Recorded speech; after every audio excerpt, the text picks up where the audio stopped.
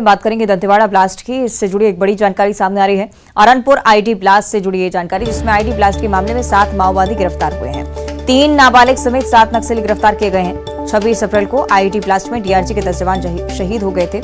इसे लेकर लगातार अपडेट मिल रहा है। 4 आरोपियों को फिलहाल जेल भेज दिया गया है और 3 नाबालिग को बाल सुधार गृह में भेजा गया है। घटना में शामिल अन्य माओवादियों की भी तलाश लगातार की जा रही है। तो सुरक्षा बल लगातार ऑपरेशन चला रहे हैं, एंटी नक्सल ऑपरेशन, और उसी के तहत दंतेवाड़ा आईडी ब्लास्ट में जितने भी नक्सली शामिल थे उन्हें एक एक कर ढूंढने की कोशिश, सजा देने की कोशिश। फिलहाल 7 माओवादी पकड़े गए हैं। अप्रैल 2023 को अरनपुर क्षेत्र के पेड़का चौक में नक्सलियों द्वारा आईडी ब्लास्ट किया गया था, जिस पर जिला बल व सीआरपीएफ के द्वारा उस क्षेत्र में सघन नक्सल गश्त सर्च एवं पूछताछ की गई, जिसमें घटना में शामिल 4 आरोपी बुधरा माड़वी, जितेंद्र मुचाकी, हड़मा मरकाम एवं एक नाबालिग जो मलांगेर एरिया कमेटी में मिलिशिया सदस्य के रूप में सक्रिय थे, जिन्हें गिरफ्तार किया गया।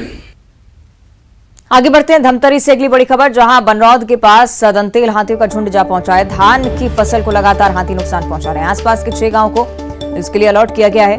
हाथियों की वन विभाग की तरफ से निगरानी भी रखी जा रही है। कोशिश की जा रही है कि ग्रामीणों से भी लगातार ये अपील बनाई जा सके कि ग्रामीण जंगल की ओर रुख ना करें।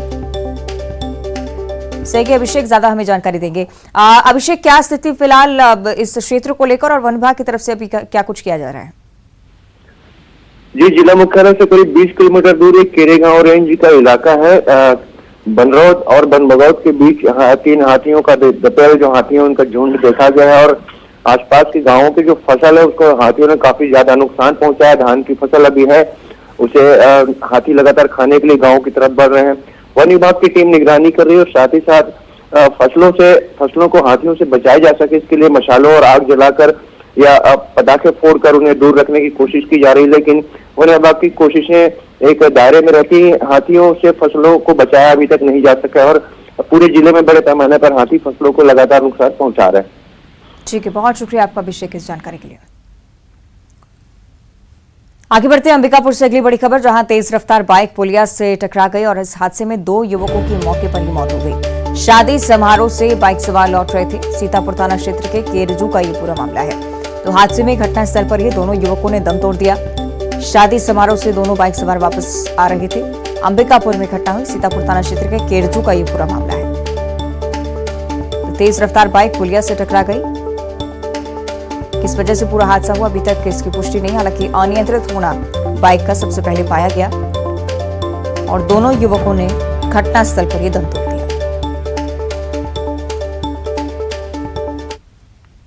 आगे बढ़ते हैं और अब बात करेंगे छत्तीसगढ़ के मौसम की। छत्तीसगढ़ में मौसम विभाग की तरफ से अलर्ट जारी किया गया है।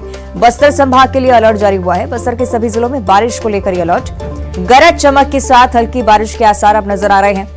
आंधी चलने और आकाशीय बिजली गिरने की भी संभावना अब नजर आ रही है। तो मौसम विभाग की तरफ से ये जाहिर किया गया है कि बस्तर जिला और आसपास के लगे क्षेत्रों में भारी बारिश हो सकती है। गरज चमक के साथ बारिश होगी और आने वाले समय के लिए भी कुछ इसी तरह की संभावना, यानी कि गर्मी से फिलहाल राहत मिलती रहेगी। दक्षिण से नमी युक्त हवाओं का आगमन फिर से प्रारंभ हो गया है, जिसके कारण अगले 24 घंटे में प्रदेश में 1-2 स्थानों पर हल्की वर्षा होने अथवा गरज चमक के साथ छींटे पड़ने की संभावना है। प्रदेश में 1-2 स्थानों पर गरज चमक के साथ अंधड़ चलने तथा वज्रपात होने की भी संभावना है। वर्षा का क्षेत्र मुख्यतः बस्तर संभाग रहने की संभावना बनी हुई है।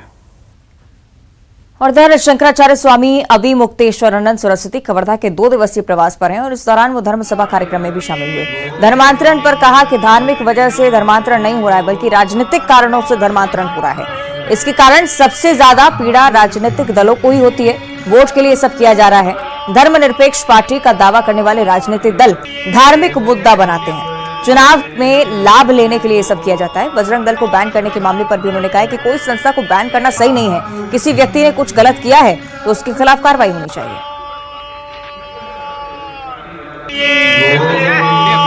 धर्मांतरण का मामला सामने आता है, वो भी चुनाव के कारण आता है, क्योंकि जो लोग धर्मांतरण कर रहे हैं वो भी राजनीतिक लोग हैं, धार्मिक लोग नहीं हैं। वो चाहते हैं कि पूरे विश्व में हमारा शासन हो जाए, सब एक हो जाएं।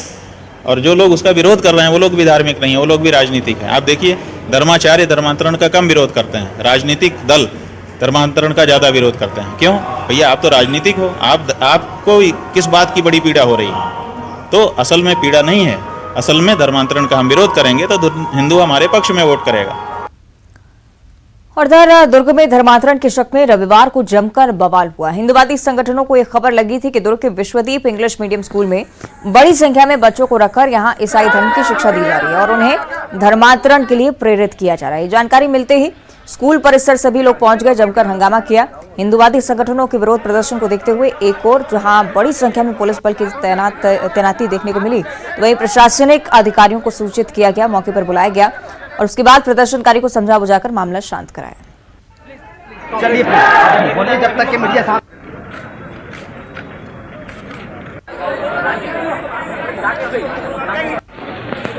ये है कि शिक्षा का सबसे बड़ा संस्थान है विश्वदीप स्कूल, और अपने स्कूल के अंदर बिना परमिशन का, क्योंकि अभी शिक्षा जो अधिकारी आए थे उन्होंने बताया कोई परमिशन नहीं है, बिना परमिशन का इतना बड़ा फील्ड वेट बैठाना और धर्मांतरण के मुद्दे को लेकर उनको समझाइश देना, ये सरासर अनुचित लगता है और गलत लगता है।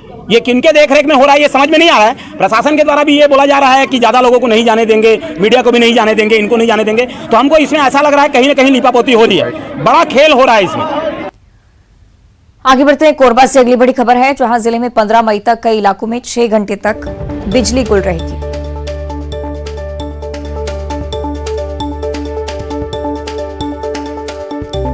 कोरबा से जानकारी आपके साथ साझा कर रहे हैं। 15 मई तक कई इलाके ऐसे जहां पर बिजली संकट से आपको जूझना पड़ेगा। करतला, सरग बुंदिया, भेसमा, रजगामार, ये तमाम वो इलाके हैं जहां पर 6 घंटे तक बिजली की कटौती रहेगी। 8 बजे से लेकर दोपहर 2 बजे तक अलग अलग दिन बिजली बंद रहने वाली है। विद्युत वितरण विभाग ने इसके लिए सूचना भी जारी की है।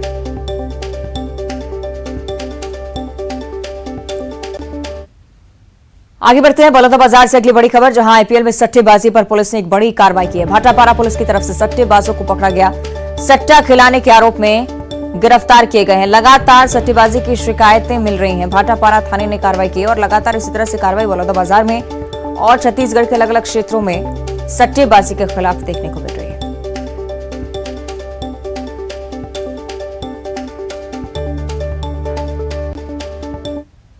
आगे बढ़ते हैं, मुरैना हत्याकांड से जुड़ी अगली बड़ी खबर, जहां फरार आरोपियों पर इनाम की राशि बढ़ा दी गई है। पुलिस ने फरार आरोपियों पर इनाम बढ़ाया है। राशि पहले 10,000 रुपए थी, इसे बढ़ाकर अब 30,000 रुपए कर दिया गया है। हत्या के 7 आरोपी अभी भी फरार चल रहे हैं। लेपा गांव में 2 दिन पहले ही 6 लोगों की हत्या हुई थी और पुरानी रंजिश में 6 लोगों की गोली मारकर हत्या कर दी गई थी। बेरहमी से 3 आरोपियों की